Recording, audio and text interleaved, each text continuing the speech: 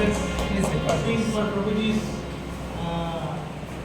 See, actually, this event is a very Vaishnava event. We want to glorify and appreciate a Vaishnava. At the same time, more important than glorifying is offering prayers for a person.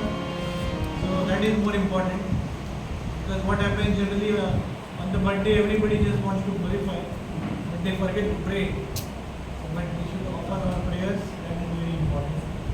The well-being of the person, and especially Maleshwar Prabhu is very sincere and so humble that he wouldn't have come for the event.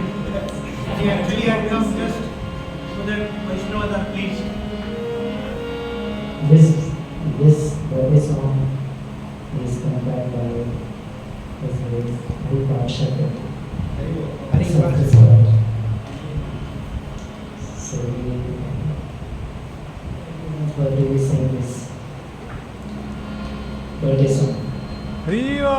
Surdinam Surdinam Tava Janmadinam Yadupastitam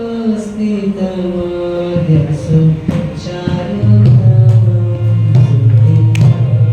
Surdinam Tava Janmadinam Yadupastitam